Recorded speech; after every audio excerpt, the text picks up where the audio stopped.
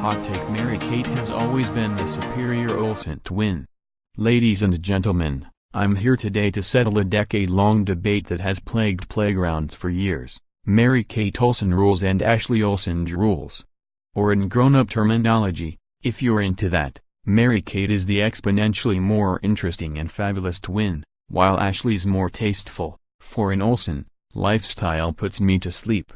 Now, am I saying that just because MK and I have similar names it's a key factor in choosing my favorite Olsen as a child? Yes, absolutely. But it doesn't invalidate my point.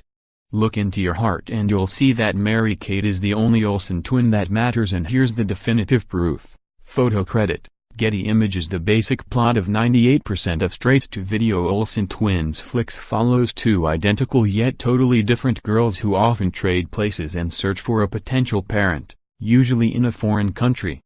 And 98% of the time Mary-Kate was thrust into the role of the edgier tomboyish character while Ashley played the prissy girly girl. Spoiler alert, MK's roles were always like a million times more interesting than Ashley's snooze-worthy performances. For example, in the Primo film It Takes Two, Mary-Kate plays riffraff orphan Amanda to Ashley's proper rich girl Alyssa.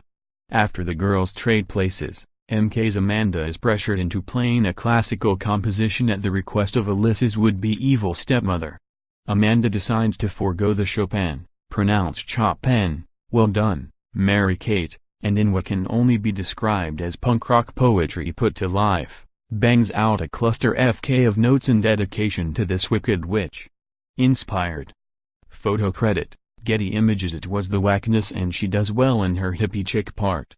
I mean, granted, the talent on that film was literally Josh Peck and the best friend from Juno, but the point is that Mary-Kate made an effort to do something Ashley-less.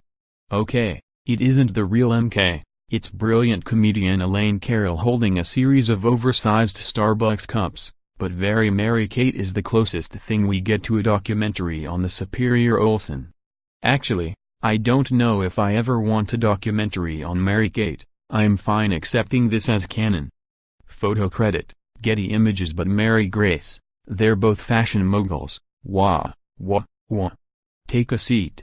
I know they started all their fashion lines together. I know that the Olsen girls both have a habit of dressing like Anna Wintour's Death Eaters these days.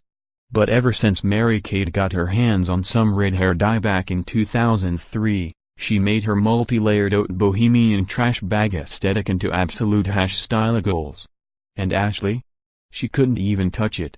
Here are just a few examples.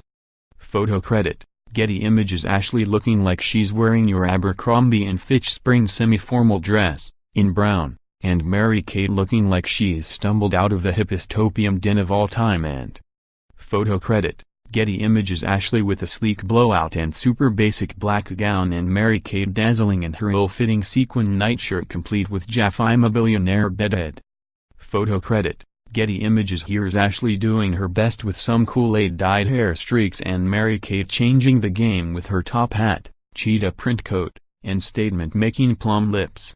Photo credit, Getty Images. Here's Ashley wearing that heinous bridesmaid's dress from your cousin's beach wedding, and Mary-Kate looking like she rolled off the set of Dynasty and could host a happy family of baby birds in her beehive. I rest my case. And we're not talking about that asinine The Adventures of Mary-Kate and Ashley series. It's not You're Invited, let me tell you that.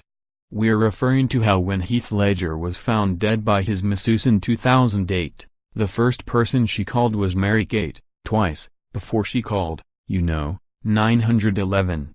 Now, we're not saying that MK is a scorned murderess who decided to place a hit on the Dark Knight actor, nor are we saying that she supplied the drugs that caused the overdose. Her lawyers would hard deny that. But we're just saying that being a suspect in one of the most mysterious Hollywood deaths of all time is far more interesting than, I don't know, whatever Ashley was doing in 2008. Sharing her history of trick-or-treating with David Letterman or something. Photo credit, Getty Images. Oh my God. Leave it to Mary-Kate to be a visionary even in her questionable relationship choices, because she and her husband Olivier Sarkozy are the most jaw-dropping pairing in the history of ever. Like, let's get this out of the way, She's 31. He's 48. He looks 58. She looks 45 but on the body of a child. It's insane. Of course, Ashley tried to one-up Mary-Kate by dating 59-year-old financier Richard Sachs, but they split up in March of last year. Mary-Kate full-on committed to marrying this ancient French banker and becoming the stepmother to her two stepkids, one of which literally towers over her. And as for the actual wedding?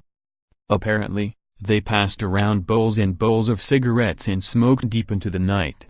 Put that on my Pinterest board, please. Photo credit, Getty Images. One more look at this situation because seriously, he looks like a gross CEO taking his sullen Malgoth daughter to his retirement party. I love it. Photo credit, Getty Images. Well. Okay, we'll let Ashley have that one. Mary-Kate and Ashley Olsen can't pull the identical twins card anymore. See how they've morphed into different people. Mary-Kate and Ashley Olsen's weirdest moments that we still can't explain. 15 times Mary-Kate and Ashley Olsen almost drowned to death in their couture.